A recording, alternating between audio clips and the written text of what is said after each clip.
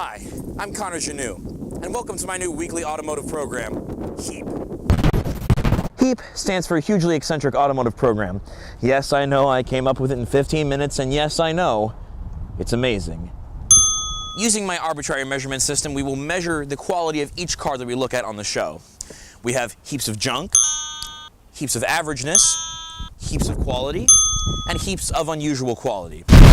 Bonus points to those of you who get the reference. For those of you who don't, do yourself a favor and watch The Princess Bride.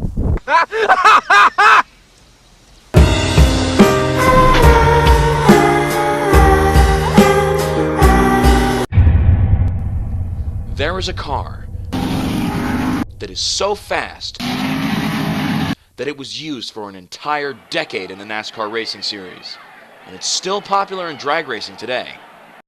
This is not that car. This is that car's much younger sedan brother, the 2001 Chevy Malibu. When this car came out, it had, depending on what motor, usually around 170 horsepower. Which, to be fair, isn't terrible for a sedan that was very nearly from the 90s. This car is the equivalent of people who were born December 31st, 1999, but still act like they remember every single episode of Seinfeld.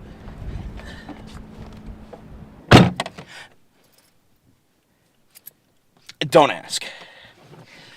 Shall we go over the specs? I don't care what you say because we recorded this in advance. The car makes the 170 horses I mentioned earlier. Weighs about 3,051 to 3,142 pounds, so it's fairly light. Front-wheel drive with an automatic transmission. You really can't get more basic than that. Now we're actually going to talk to the owner of the car in the Shooting the Breeze segment. Now this segment may or may not be excluded, depending on whether or not the car even has an owner, or if they want to be in the show at all. But luckily for this one we do, so let's have a chat.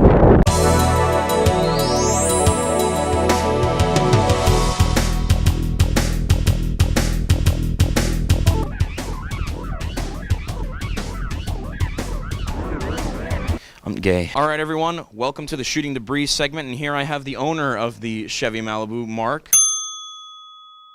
He's going to tell us a little bit about daily driving the car. What do you think? What do you think, Mark? Is it a good? Do I look at the camera or do I look at you? Whichever one. Just tell us a little bit about the car and like what it's like to drive, what it is to like own it and just daily drive it and stuff. It works for the car it is. Yeah, it's a car. It's a car.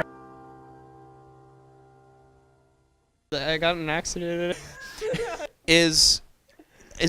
Does it bring you enjoyment to drive it, or is it a boring car to drive? I think because I feel that that's a very important aspect of a car. How much enjoyment do you get out of it, regardless of how old it is or how it is supposed to drive? Does it make you happy to drive? Yeah, it makes me happy to drive it. I have no problems driving it. It's smooth and it drives well and it always works, so that's good. All right, thank you very much. Now let's go drive the car for ourselves and take a look at how it drives for us. And then we actually drove it, and it was... Steering this car is like trying to drive a Matchbox car through sticky glue on the counter with a string as you sit in the corner and watch your dad eat Doritos and watch The Bachelor.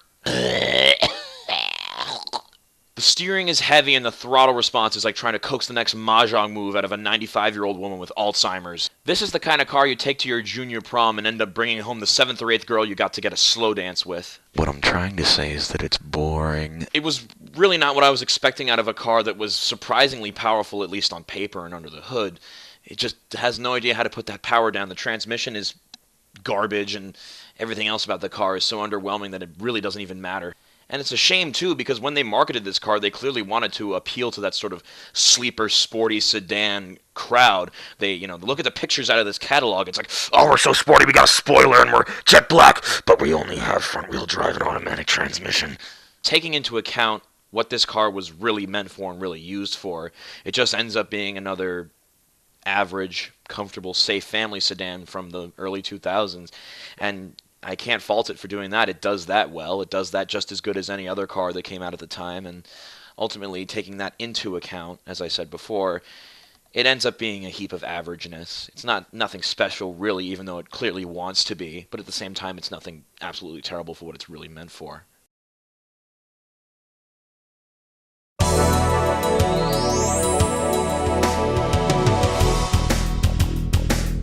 Literally months